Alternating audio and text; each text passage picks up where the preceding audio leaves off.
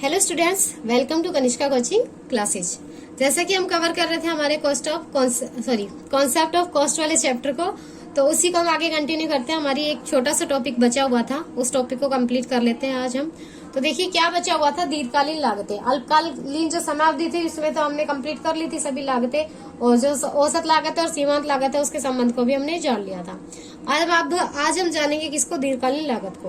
तो दीर्घकाल में उत्पादन के सभी साधनों या आगतों में परिवर्तन संभव हो सकता है। यानी कि जैसे मैंने बताया था, अल्पकालिक समय अवधि क्या होती है, छोटी होती है, जिसमें हम परिवर्तन बहुत कम कर पाते हैं। लेकिन दीर्घकाल जो समय अवधि होती है वो क्या होती है, बहुत ज्यादा होती है, जिसमें हम क्या कर सकते हैं, सभी साधनों में सभी आगतों में परिवर्तन कर सकते हैं। अतः यहाँ कोई स्थिर लागतें नहीं पाई जाती, यानी कि यहाँ फिक्स कॉस्ट आपकी बहुत कम पाई जाती है। हम केवल दीर्घकालीन औसत लागत और दीर्घकालीन लागत का ही अध्ययन करेंगे। तो यहाँ क्या कह रहा है, सिर्फ हम क्या करेंगे, औसत लागत और दीर्घकालीन जो लागत है आपकी, उसी का जो सीमांत लागत है उसी का क्या करेंगे, अध्ययन करेंगे। उसके अलावा और किसी चीज का अध्ययन नहीं करेंगे। तो आज ये दीर्घकालीन औसत लागत किसे कहते हैं, कुल उत्पत्ति मात्रा में, यानी कि टोटल आप क्या कर रहे हो, कुल उत्पत्ति यानी कि कितनी क्वांटिटी, कितना आउटपुट आप दे रहे हो, उसमें से एक इकाई उत्पादन की औसत लागत ज्ञात करने के लिए कुल लागत में कुल उत्पादन मात्रा का भाग दे दिया जाता है। कह रहा है कि एक यूनिट की आपको क्या करनी है, औसत लागत ज्ञात करनी है। तो आप क्या करोगे, टोटल जो कॉस्ट आपकी आ रही है उस कॉस्ट में आपकी टोटल जो आउटपुट आपने तैयार किया है उसका क्या कर दोगे, भाग दे दोगे। तो आपका क्या निकल जाएगा, दीर्घकालीन औसत लागत। देखिए सेम औसत लागत भी आपकी यही थी, सिर्फ इसमें लॉन्ग टर्म आपका यानी कि टाइम पीरियड दे दिया। तो आप क्या लगा दोगे, इसके आगे LAC लगा दोगे, यानी कि लॉन्ग टर्म एवरेज कॉस्ट। तो लॉन्ग टर्म एवरेज कॉस्ट का फॉर्मूला क्या हो जाएगा, TC डिवाइड बाई क्वांटिटी। तो इस तरीके से हम क्या कर देंगे, दीर्घकालीन औसत लागत को पढ़ सकते हैं आसानी से, और समझ में भी हमें आ गया होगा। चलिए आगे चलते हैं, दीर्घकालीन सीमांत लागत। अब दीर्घकालीन सीमांत लागत क्या होती है, दीर्घकालीन सीमांत लागत प्रति इकाई निर्गत में परिवर्तन का कुल लागत में परिवर्तन में भाग देकर प्राप्त किया जाता है। देखिए क्या कहा, दीर्घकालीन सीमांत लागत प्रति इकाई निर्गत में, यानी कि जितना आपने परिवर्तन जो भी हुआ है, जितना आपने प्रोडक्शन किया है उस प्रोडक्शन में जितना आपने चेंज किया है, यानी कि पहले 1 हो रहा था अब 2 हो गया, तो कितना चेंज हुआ, 1 का। पहले 1 हो रहा था अब 3 हो रहा है, तो कितना चेंज हो गया, 2 का। तो जितना आपने चेंज किया है उसका कुल आगत में परिवर्तन, यानी जितना आपने इनपुट लगाया है, यानी कि जितने आपने कॉस्ट लगाई है उस कॉस्ट में भाग देकर क्या कर देते हो, आप सीमांत लागत को ज्ञात कर लेते हो। यानी कि जितने आपने लागत लगाई, यानी कि कुल लागत में परिवर्तन में, उसमें कुल जो आपकी क्वांटिटी में परिवर्तन है उसका भाग देकर जो आप क्या कर सकते हो, दीर्घकालीन सीमांत लागत ज्ञात कर सकते हो। इसके आगे भी आपने क्या लगा दिया, LAC लगा दिया। अब आपसे पूछा जाता है लिफाफा वक्र, जो आपके लिए बहुत ज्यादा इंपॉर्टेंट है टॉपिक। तो दीर्घकालीन लागत वक्रों की आकृति, जैसे कि हमने पढ़ा कि आकृति क्या होती है, U शेप वाली होती है कुछ, लेकिन सिर्फ एक AFC जिसकी क्या होती है, आयताकार हाइपरबोला होती है। तो लेकिन अब देखते हैं दीर्घकालीन लागत वक्रों की आकृति कैसी होती है। दीर्घकालीन औसत लागत अनेक छोटे छोटे अल्पकालीन औसत वक्रों से बना एक U आकृति का वक्र भी होता है, जिसे लिफाफा वक्र भी कहते हैं। देखिए जैसे कि हमने क्या कहा, अल्पकाल क्या होती है, एक छोटी समयावधि होती है, और दीर्घकाल क्या होती है, एक बड़ी समयावधि होती है। अब एक बात बताइए, जैसे पानी का मटका है उसमें थोड़ा सा पानी है, और एक पानी का मटका है जिसमें बहुत सारा पानी है। तो बहुत सारा पानी आया कैसे होगा, जब उसमें थोड़ा थोड़ा पानी हमने भरा होगा तभी तो वो पानी बहुत सारा बना, यानी कि फुल हो गया। तो इसी तरीके से दीर्घकालीन जो समय अवधि होती है और अल्पकालीन जो समय अवधि होती है, अल्पकालीन जो समय अवधि होती है उसके जोड़ को ही हम क्या कहते हैं, दीर्घकालीन समय कहते हैं। तो एक तरीके से अल्पकाल में जो लागत लगी उस अल्पकाल की थोड़ी थोड़ी लागत, जैसे 1 साल की लागत हो गई, 2 साल की लागत हो गई, 3 साल की लागत हो गई, उस लागत को जोड़कर हम क्या कहते हैं, दीर्घकालीन लागत कहते हैं। जैसे अब आप पैदा हुए, आपकी जो एज थी वो, फिर उसके बाद आपसे आप पूछा जाए आप कितनी एज के हो 5 साल बाद, तो आप ये थोड़ी ना कहो वो 5 साल बनी कैसे, आप जब से पैदा हुए तब से लेकर वो 5 साल का टाइम पीरियड है उसी को लगा के तो आप बता रहे हो 5 साल। तो इसी तरीके से क्या कहा इन्होंने कि जो आपका दीर्घकालीन लागत वक्र होता है वो शॉर्ट टर्म का जो औसत वक्र होते हैं ना, उन वक्रों का क्या होता है, योग होता है। तो हम इसे क्या कह सकते हैं, अब देखिए हम किसी भी चीज के योग को डालने के लिए मोस्टली हम बाजार जाते हैं, कोई भी चीज डालने के लिए एक लिफाफा काम में लेते हैं जिसमें हम अपनी छोटी छोटी चीजों को डाल देते हैं, यानी कि कोई भी सामान को डाल देते हैं। जब इसी तरीके से हमने क्या किया, अल्पकाल को मिलाकर क्या बना दिया, दीर्घकालीन बना दिया, यानी कि छोटे छोटे टाइम पीरियड को लेकर हमने बड़ा टाइम पीरियड बना दिया, तो इसको हमने क्या नाम दे दिया, लिफाफा वक्र नाम दे दिया।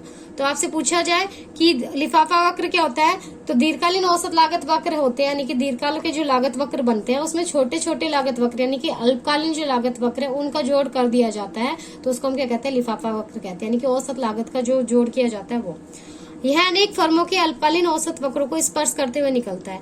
अब देखिए मान लीजिए आपका ये एक बनाइए पहले साल में, फिर दूसरे साल में बनाइए, फिर तीसरे साल में बनाइए।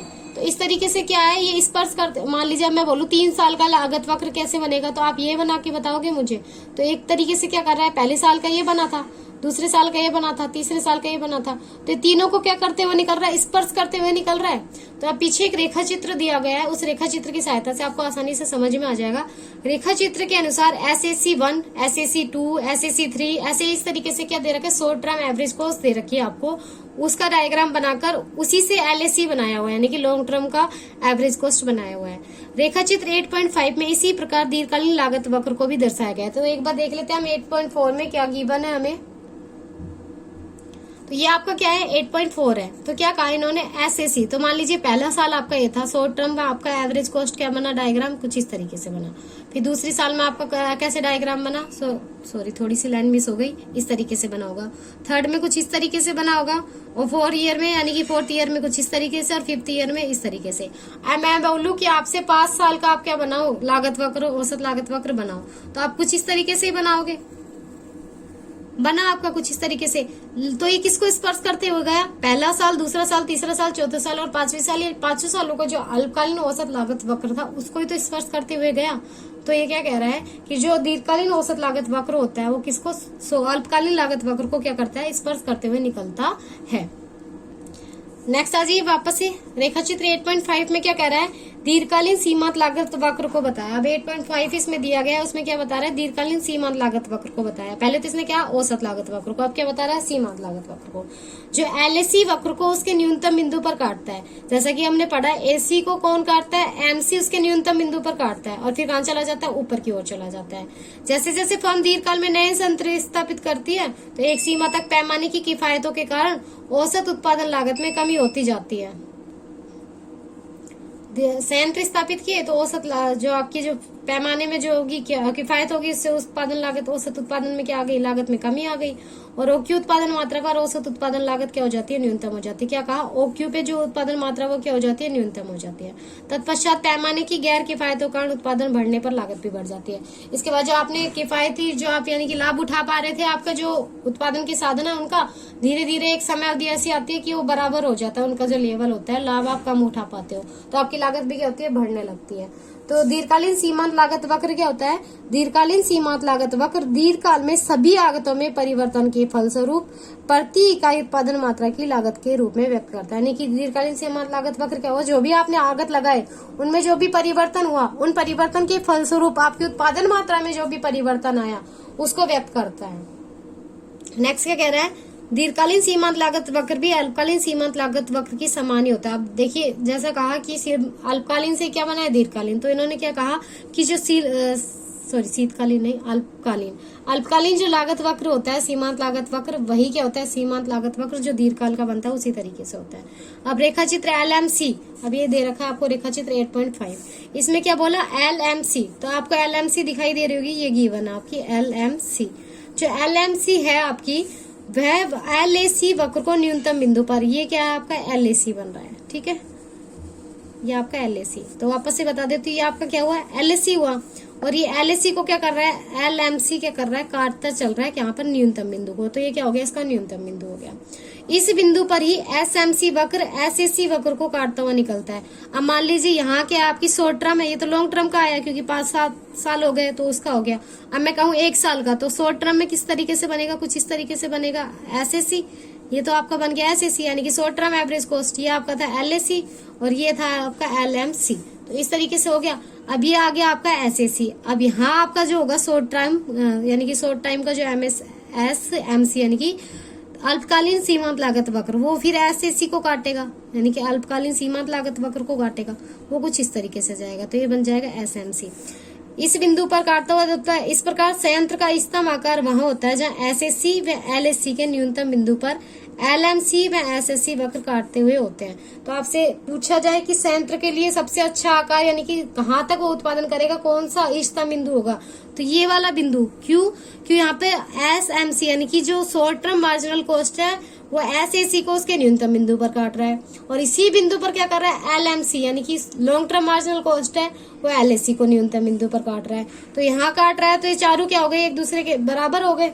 SMC बराबर हो गया किसके, SSC और LMC बराबर हो गया किसके, LAC के। तो ये चारों एक तरीके से क्या हो गए, बराबर हो गए। अब बराबर हो गए तो क्या हो गया, इसका इष्टतम बिंदु हो गया। तो कोई भी जो संयंत्र है उसके लिए इष्टतम बिंदु ही क्या होगा, सबसे अच्छा साधन वो होगा, स्थिति होगी। तो यहीं पे क्या होगा, कोई भी जो संयंत्र है उसका इष्टतम बिंदु होगा। इस तरीके से क्या है, हमारा जो चैप्टर है कॉन्सेप्ट ऑफ कॉस्ट कंप्लीट होता है। आई होप आपने सभी वीडियो देख ली होगी। अगर वीडियो नहीं देखी है तो चैनल की प्लेलिस्ट में जाइए, आपको सभी वीडियो वहां मिल जाएगी। और ज्यादा से ज्यादा वीडियोस को शेयर कीजिए, क्योंकि अभी कुछ दिनों मतलब अभी आपका जो टाइम है आपका एग्जाम का वो आ चुका है। आज नहीं तो कल, यानी कि 1 जून को जो आपके शिक्षा मंत्री डोडासरा वो आपके एग्जाम की डेट निकाल देंगे। तो आप अपनी एग्जाम की तैयारी को और अच्छे से करना चाहते हैं तो चैनल से जुड़िए और अच्छे से अपनी तैयारी कीजिए। Thank you.